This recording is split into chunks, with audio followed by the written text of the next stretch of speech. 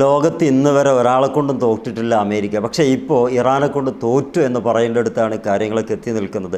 പുതുതായി അമേരിക്കയുടെ ഭാഗത്തു നിന്ന് വരുന്ന വാർത്തകളൊക്കെ ട്രംപ് അതീവ ദുഃഖിതനും അതേപോലെ നിരാശയുള്ളവനുമാണെന്നാണ് പറഞ്ഞു വെക്കുന്നത്. ആരാ പറയുന്നതെന്നറിയോ? US-ൻ്റെ പ്രത്യേക ദൂതനായിട്ട് പ്രവർത്തിക്കുന്ന സ്റ്റീവ് വിറ്റ്കോഫിനാണ്. അദ്ദേഹത്തിൻ്റെ വാക്കുകൾ നമുക്കൊന്ന് കേട്ടുവെക്കാം. അദ്ദേഹം ഈ ഒരു വിഷയങ്ങളൊക്കെ വളരെ ഭംഗിയായിട്ട് അവതരിപ്പിക്കുന്നുണ്ട്. പക്ഷേ പറയുന്നതൊക്കെ തോൽവിയുടെ കഥയാണെന്ന് മാത്രം. അദ്ദേഹം ഒരു ചാനലിൽ കൊടുത്ത ഇൻ്റർവ്യൂ ആണ്, നമുക്കത് കേൾക്കാം.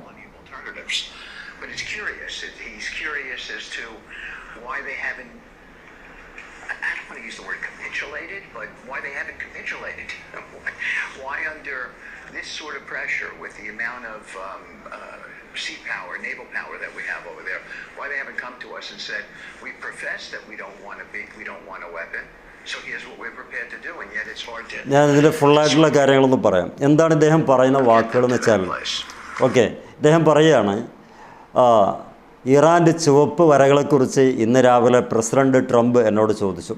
അദ്ദേഹം നിരാശയിലാണ്. എന്ന വാക്ക് പ്രയോഗിക്കാൻ എനിക്ക് ബുദ്ധിമുട്ടുണ്ട്, എന്നാലും ഞാൻ പറയാതിരിക്കാൻ വയ്യ എന്നുള്ളത് കൊണ്ട് പറയട്ടെ. അദ്ദേഹം ധാരാളം കാര്യങ്ങളൊക്കെ അവിടെ കൊണ്ടുപോയി വെച്ചിട്ടുണ്ട്. പക്ഷേ അതിനൊന്നും യാതൊരുവിധ ഒരു വിലയും കൽപ്പിക്കാതിരിക്കുന്ന ഒരു ധാർഷ്ട്യ സ്വഭാവം അദ്ദേഹത്തിന് അത്ര കണ്ടിട്ട് രസിച്ചിട്ടില്ല. അദ്ദേഹം എന്ത് ചെയ്യണമെന്നറിയാതിരിക്കുകയാണ്.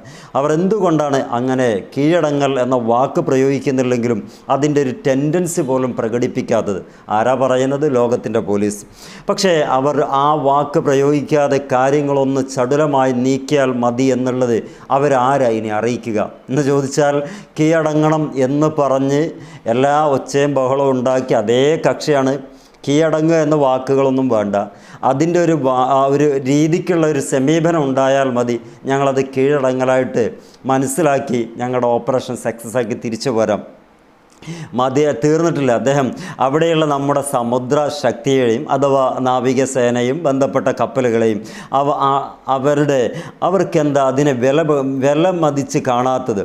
ഇത്രയധികം സംവിധാനങ്ങൾ നമ്മളവിടെ സമ്മർദ്ദം നൽകിയിട്ടും എന്തുകൊണ്ടാണ് അവർ നമ്മുടെ അടുത്ത് വന്ന് ഞങ്ങൾക്കൊരായുധം വേണ്ടെന്ന് പറയാൻ അവർക്ക് സാധിക്കാത്തത്? അതേതായുധം? ആണവായുധമാണ്, ന്യൂക്ലിയർ യുറേനിയം സമ്പുഷ്ടീകരണമാണ്. അതെന്തുകൊണ്ട് അവർക്ക് പറയാൻ സാധിക്കുന്നില്ല? എന്നിട്ടും ഇപ്പോഴും അവരെ ആ സ്ഥലത്ത് കരാറിലെത്തുന്നതിൽ വൈകിപ്പിക്കുന്നത് വളരെ ബുദ്ധിമുട്ടുള്ള കാര്യമാണ്. എന്നിട്ട് അതിന് വിറ്റ്കോഫ് മറുപടിയായിട്ട് അദ്ദേഹത്തിൻ്റെ വാക്കുകൾ അല്ലെങ്കിൽ അദ്ദേഹത്തിൻ്റെ നിരീക്ഷണം പറയുന്നത്, അദ്ദേഹത്തിന് ഇപ്പോൾ തോന്നിത്തുടങ്ങിയിട്ടുണ്ട് ബദലുകളായി ഒന്നിൽ കൂടുതൽ ആളുണ്ട് എന്നുള്ളത്. അവിടെയാണ് നമുക്ക് മനസ്സിലാക്കേണ്ടത് ഏറ്റവും പ്രധാനപ്പെട്ട ഒരു കാര്യം. ബദലുകളായി ഒന്നിൽ കൂടുതൽ ആളുണ്ട്, അഥവാ ബദൽ എന്ന് പറയുമ്പോൾ അതേ ശക്തി മറുവശത്തും ഉണ്ട് എന്നുള്ളതും, അതൊന്നല്ല ഒന്നിൽ കൂടുതലുണ്ട് എന്നും തിരിച്ചറിയാൻ ട്രംപിന് ഈ ഒരു നീക്കം നടത്തുന്നതിലൂടെ അല്ലെങ്കിൽ നടത്തിയതിലൂടെ മനസ്സിലായി എന്നുള്ളതാണ്. കാരണം അദ്ദേഹം ചുവപ്പ് രേഖയെക്കുറിച്ച് ഇന്ന് എന്നോട് ചോദിച്ചു.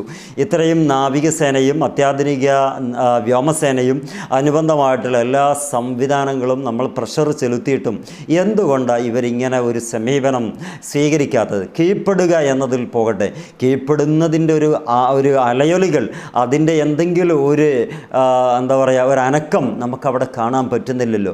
അവിടെ നിപ്പ് തന്നെയാണല്ലോ ഉള്ളത്.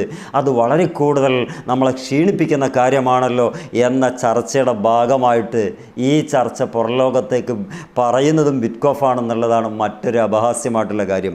അദ്ദേഹത്തിൻ്റെ മറ്റൊരു കാര്യം, ഈ ആളെപ്പോലെ തന്നെ 1-2 ആളുകൾ ബദലായിട്ട് ലോകത്തുണ്ട് എന്നുള്ള തോന്നലുകൾ ട്രംപിന് വന്നു തുടങ്ങിയിട്ടുണ്ട്. അത് മറ്റാരുമല്ല എന്ന് നമുക്ക് പറയാൻ പറ്റും. ഒന്ന് റഷ്യയും മറ്റൊന്ന് ചൈനയാണ്. ആദ്യം റഷ്യയുടെ ആ വലിയ പോക്കുവരവുകളൊന്നും നമ്മൾ കണ്ടിട്ടില്ല. പക്ഷേ ഇപ്പം ചൈനയുടെയും റഷ്യയുടെയും നല്ല രീതിക്കുള്ള സപ്പോർട്ട് ഇറാന് ലഭിക്കുന്നുണ്ട്.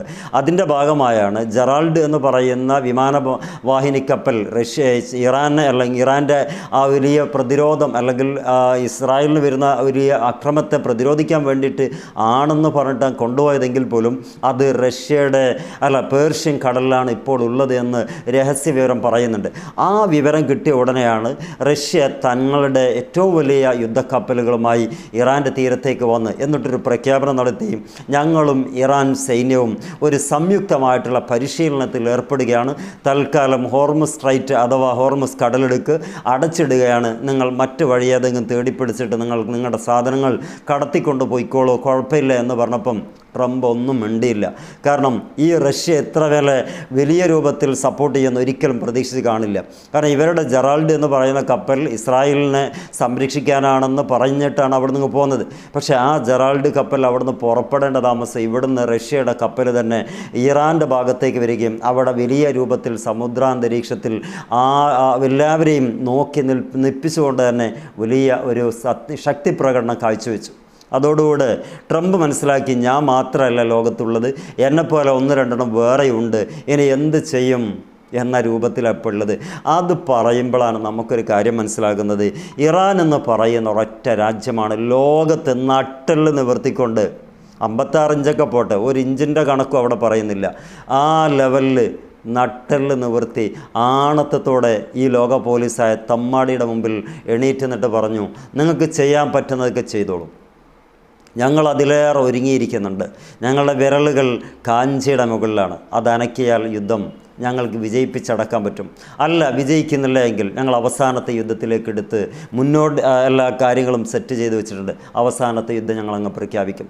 നിങ്ങൾക്ക് ഈ രാജ്യം വേണമെന്നല്ലേ പറയുന്നത്, ഈ രാജ്യം ഉണ്ടാകണം നിങ്ങൾ വേണമല്ലോ, അതുകൊണ്ട് നിങ്ങളുണ്ടോ ഇല്ലേ എന്ന് നോക്കിയിട്ട് മതി രാജ്യം ഉണ്ടോ ഇല്ലയോ എന്നുള്ളത്. ഈ രാജ്യമില്ലേ ഞങ്ങളില്ല, ഈ രാജ്യമില്ല. ഈ രാജ്യം ഇല്ലാത്ത സ്ഥിതിക്ക് നിങ്ങളുടെ ഓപ്പറേഷൻ ഫൈൽഡ് ആവും, ആലോചിച്ച് ചെയ്തോളൂ എന്ന് പറഞ്ഞിട്ട് വിട്ടയക്കാണ് ചെയ്തത്. അപ്പോൾ അവിടെ നിന്ന് ആലോചിക്കണം, ഇതിലേറെ ഈ വാർത്ത കേൾക്കുന്ന നമ്മൾ ആശങ്കപ്പെടുന്നതിനേക്കാൾ കൂടുതൽ അമ്ലാനതയുടെ മുഖവുമായിട്ടാണ് ഇന്ന് ലോക പോലീസ് ഇരിക്കുന്നത്. അദ്ദേഹം പറഞ്ഞ ഒരുപാട് വിടുവായുത്തങ്ങളുണ്ട്, നമ്മളതിൻ്റെയൊക്കെ പിന്നാലെ വാർത്ത ചെയ്തവരാണ്, ഇതൊക്കെ സത്യമാണെന്ന് കരുതിയിട്ട്.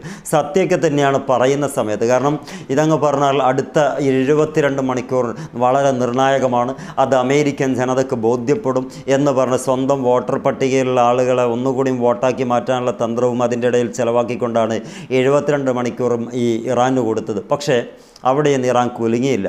പിന്നെ ഇതാ ഇപ്പോൾ പറയുന്നത്, വിറ്റ്കോഫിൻ്റെ ആ നിരീക്ഷണത്തിൽ പറയുന്നത്, ഇത് എൻ്റെ മാതിരി തന്നെ 1-2 ആൾ ലോകത്തുണ്ട് എന്നുള്ളത് തോന്നി തുടങ്ങിയിട്ടുണ്ട് എന്നുള്ളതാണ് വിറ്റ്കോഫ് ട്രംപിനെ കുറിച്ച് ലോകത്ത് പരിചയപ്പെടുത്തുന്നത്. അത് നന്നായിട്ടുണ്ട് എന്നുള്ളതാണ് നമുക്ക് മനസ്സിലാകുന്നത്. ഈ വീഡിയോ മുഴുവനായി നമ്മൾ കേൾക്കുന്നതിൽ ബുദ്ധിമുട്ടുണ്ട്. കാരണം അവരെന്തെങ്കിലും വീഡിയോ സ്ട്രൈക്ക് തന്നാലുള്ള ആ ഒരു പണി കിട്ടിയ പാടുവാണല്ലോ. അപ്പോൾ എന്താണ് ഇതിൽ ചുരുക്കമെന്ന് വെച്ചാൽ, ഈ വിറ്റ്കോഫിൻ്റെ വാക്കുകളിൽ നിന്ന് വ്യക്തമാണ്, ട്രംപ് അങ്ങേയറ്റം നിരാശനാണ്, അതേപോലെ തന്നെ അങ്ങേയറ്റം ദുഃഖിതനാണ്, ഈ ഇറാനെ കൊണ്ട് തോറ്റിരിക്കുന്നതെന്ന് സമ്മതിച്ചിരിക്കുന്നു. അപ്പോൾ നമുക്ക് തമ്പനയിൽ എഴുതാം, ഈ അമേരിക്ക പരാജയപ്പെട്ടു, കാരണം അങ്ങനെയാണല്ലോ കാര്യങ്ങൾ. അപ്പോൾ ആ ലെവലിൽ എത്തി നിൽക്കുന്നു. ഇനി എന്ത് ചെയ്യും? ഇതെടുത്ത് തിരിച്ച് പോയാൽ അതിലേറെ നാണക്കേട്, ഇതിവിടെ ഇട്ടുകൊണ്ടിരുന്നാൽ വല്ലാത്ത പ്രശ്നം. നമുക്കറിയാം ജെറാൾഡിൻ്റെയൊക്കെ കപ്പലിൻ്റെ ചിലവുകളെക്കുറിച്ച് നമുക്ക് ഈ മനസ്സിലാക്കിയെടുത്തോളം $4 ലക്ഷം അവിടുത്തെ ഒരു സെപ്റ്റിക് ടാങ്ക് സംവിധാനത്തിൽ ആ പൈപ്പ് ലൈൻ അടഞ്ഞുപോയാൽ അവിടെ വീണ്ടും മാസിട്ടിട്ട് ഉപയോഗിച്ചിട്ടോ ബാക്കി കാര്യങ്ങൾ വൃത്തിയാക്കാൻ ഓരോ പ്രാവശ്യം ചിലവഴിച്ചുകൊണ്ടിരിക്കുന്നത്. ഞാൻ വെറുതെ ഒന്ന് നോക്കി, $4 ലക്ഷം ഇന്ത്യൻ മണിയിലേക്കൊന്ന് നിങ്ങളും നോക്കൂ. ഇത്രയും 4000-4000 ഇടയിലുള്ള സൈനികർ അവരുടെ സെപ്റ്റിക് ടാങ്ക് ഉപയോഗിക്കുക, അല്ലെങ്കിൽ അവരുടെ ദൈനംദിന പരിപാടികൾ ഉപയോഗിക്കുമ്പോൾ അവർക്ക് ചിലവാകുന്നത്, ഓരോ ഘട്ടങ്ങളിൽ ചിലവാകുന്നത് ഇത്ര ലക്ഷക്കണക്കിനാണ്. അവിടെ വാക്കം സെറ്റപ്പാണ് അവിടെ അതിലുള്ളത്. അപ്പോൾ അതിൽ നിന്ന് മനസ്സിലാക്കാം, ഓരോ ദിവസം ഇവിടെ കഴിയുമ്പം അമേരിക്കയുടെ വലിയ സാമ്പത്തിക നഷ്ടം വന്നുകൊണ്ടിരിക്കുന്നുണ്ട്. ഇത് ഇട്ട് പോകാനും പറ്റില്ല, എന്നാൽ തിരിച്ചുണ്ടാകാനും പറ്റില്ല, അവിടെ പെട്ടിരിക്കുകയാണ്. പടച്ചോൻ കൊടുത്തൊരു ശിക്ഷയാണ് ഈ ലോക കൊള്ളക്കാർക്ക്. എന്താണെങ്കിലും കാത്തിരിക്കാം എന്തൊക്കെയാണ് ട്രംപിന് പറയാനുള്ളതെന്ന്. ട്രംപ് നേരിട്ട് പറയുന്നില്ലെങ്കിലും വിറ്റ്കോഫായിട്ട് തന്നെ പറയുന്നുണ്ട് എന്നുള്ളതാണ് നമുക്കൊരാശ്വാസം. ഇത് ഏതാണെങ്കിലും ഒരു സത്യം ജയിക്കട്ടെ എന്ന് നമുക്ക് പറയാം. മറ്റൊരു വീഡിയോയിൽ കാണാം. എല്ലാവർക്കും നന്ദി.